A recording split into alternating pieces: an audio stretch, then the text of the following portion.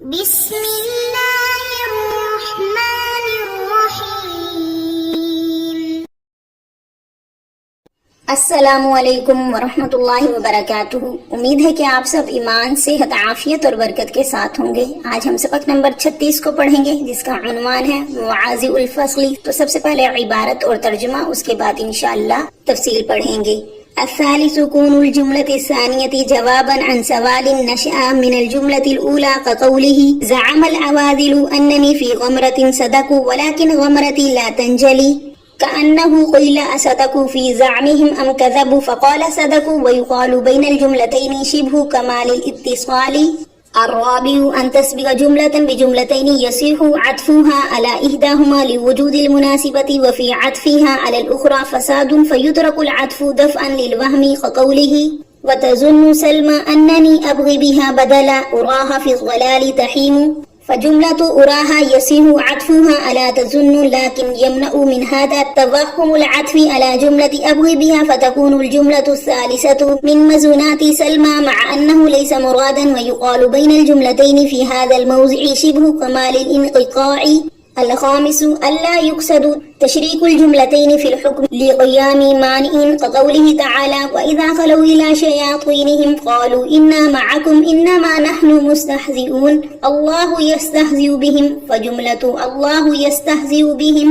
لا يصح عطفها على إنا معكم لاقتضائه أنه من مقولهم، ولا على جملة قالوا لاقتضائه أن استهزاء الله بهم مقيد بحال خلوهم إلى شياطينهم، ويقول بين الجملتين في هذا الموضع توسط بين الكمالين۔ اب ترجمہ دیکھیے۔ دوسرا جملہ اس سوال کا جواب ہوتا ہے جو پہلے جملے سے پیدا ہوا ہے، جیسا کہ اس کا قول ملامت کرنے والی جماعت نے یہ گمان کیا بے شک میں سختی میں ہوں، انہوں نے سچ کہا لیکن میری سختی ختم نہیں ہوگی، گویا کہ کہا گیا کیا وہ لوگ اپنے گمان میں سچے ہیں یا جھوٹے ہیں؟ پس کہا وہ سچے ہیں، اور کہا جاتا ہے دو جملوں کے درمیان شبہ کمال اتصال ہے۔ اور چوتھی جگہ یہ ہے کہ دو جملوں سے پہلے کوئی جملہ آ جائے جس کا عطف کرنا صحیح ہو ان دو جملوں میں سے کسی ایک جملے پر بوجہ مناسبت کے پائے جانے سے، اور دوسرے جملے پر پہلے جملے کے عطف میں فساد ہو، پس چھوڑ دیا جائے گا عطف کو وہم کو دور کرنے کے لیے، جیسے اس کا قول سلمہ گمان کرتی ہے کہ بے شک میں اس کے بدلے میں دوسرے کو چاہتا ہوں، میں گمان کرتا ہوں سلمہ کو گمراہی میں حیران۔ پس جملہ اراہا کا تظن پر عطف کرنا صحیح ہے، لیکن منع کرتا ہے اس عطف سے ابغی بہا کے جملے پر عطف کرنے کا وہم۔ پس ہوگا تیسرا جملہ بھی سلمہ کے مضمونات میں سے باوجود اس کے کہ وہ مراد نہیں ہے، اور کہا گیا ہے اس جگہ میں دو جملوں کے درمیان کمال انقطاع کا شبہ ہے۔ اور پانچویں جگہ یہ ہے کہ نہ قصد کیا جائے ایک حکم میں دو جملوں کو شریک کرنے کا بوجہ پائے جانے معنی کے، جیسے اللہ تعالیٰ کا قول اور جب وہ تنہائی میں ہوتے ہیں اپنے شیاطین کے پاس تو کہتے ہیں بے شک ہم تمہارے ساتھ ہیں، سوائے اس کے کہ نہیں ہم تو مذاق کرنے والے ہیں۔ اللہ ان سے استہزاء کرتا ہے، پس جملہ اللہ یستہزئ بہم نہیں ہے صحیح اس کا عطف انا معکم بوجہ تقاضا کرنے اس بات کے کہ کفار کا مقولہ ہے، اور قولو کے جملے پر بھی عطف کرنا صحیح نہیں ہے، یہ اس بات کا تقاضا کرتا ہے کہ اللہ تعالیٰ کا استہزاء یعنی مذاق اڑانا اس کے ساتھ مقید ہو جائے گا ان کے سرداروں کے پاس ان کی تنہائی میں ہونے کی حالت کے ساتھ۔ اور کہا جاتا ہے اس جگہ میں دو جملوں کے درمیان توسط بین الکمالین ہے۔ اب تفصیل دیکھیے۔ ما قبل میں مصنفین نے یہ بیان کیا تھا کہ مواقع فصل 5 ہیں، جن میں سے 2 کا بیان پہلے کر چکے۔ آج کے سبق میں ہم باقی 3 اقسام کو پڑھیں گے۔ الثالث كون الجملة الثانية جوابا عن سوال،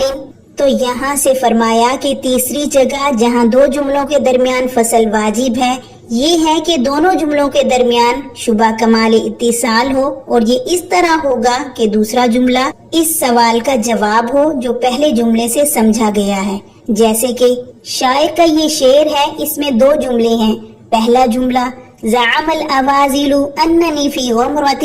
اور دوسرا جملہ صدقوا ولکنی غمرتی لا تنجلی۔ ان دونوں جملوں میں فصل کیا گیا ہے کیونکہ پہلے مصرے میں جب شاعر نے ملامت گروں کا ایک خیال ظاہر کیا کہ وہ اسے پریشان حال سمجھ رہی ہیں تو یہ سوال پیدا ہوا کہ ملامت گروں نے سچ کہا یا جھوٹ؟ تو شاعر نے جواب میں کہا کہ ہاں انہوں نے سچ کہا، گویا کہ دوسرا جملہ پہلے جملے سے پیدا شدہ سوال کا جواب ہے۔ اب چونکہ یہاں پر سوال اور جواب میں شدید تعلق اور اتصال ہے، اسی لیے بعض کے اعتبار سے کمال اتصال کے مشابہ ہے، اس لیے اس کا نام شبہ کمال اتصال رکھا گیا۔ الرابع،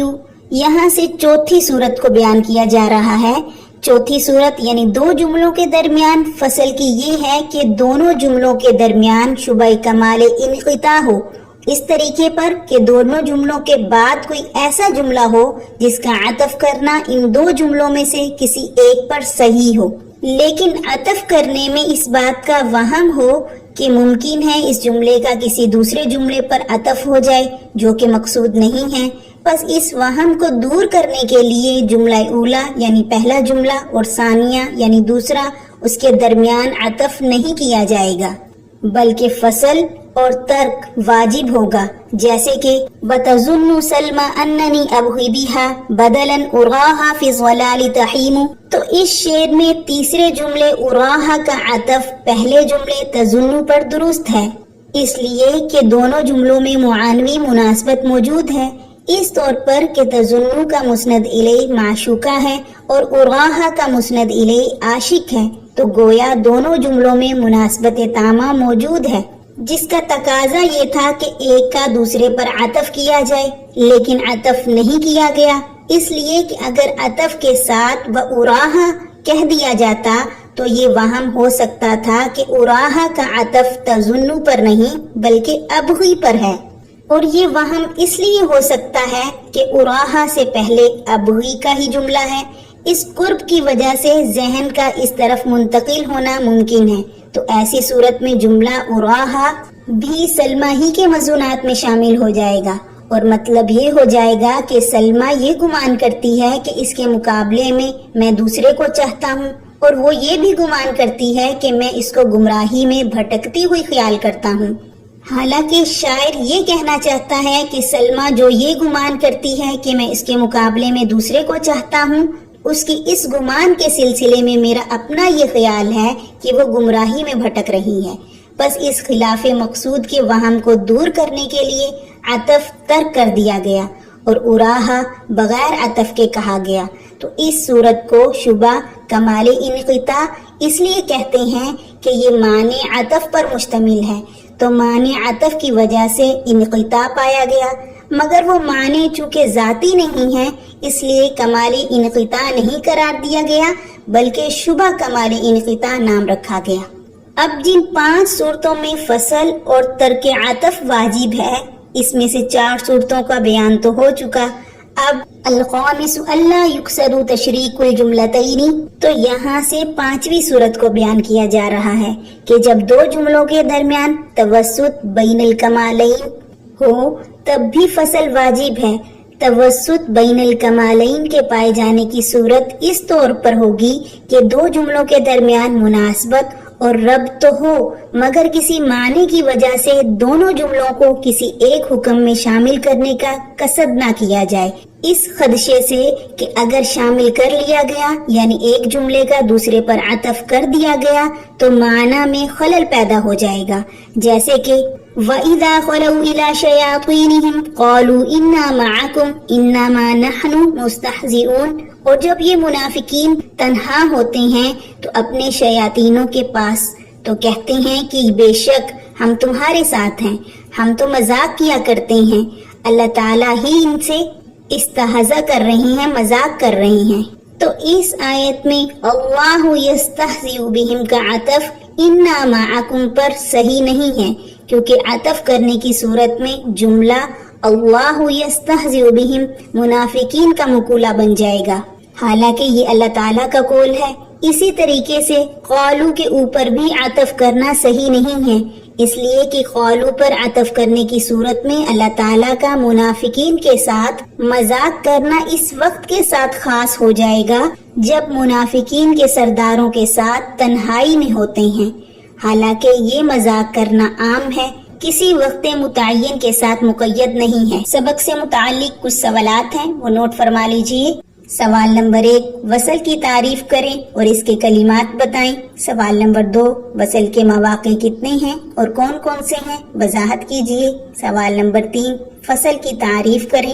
سوال نمبر 4، فصل کے مواقع کتنے ہیں اور کون کون سے ہیں، وضاحت کیجئے۔ سوال نمبر 5، کمال اتصال اور شبہ کمال اتصال کا کیا مطلب ہے، وضاحت کیجئے۔ سوال نمبر 6، کمال انقطاع اور شبہ کمال انقطاع کسے کہتے ہیں؟ جزاکم اللہ خیرہ۔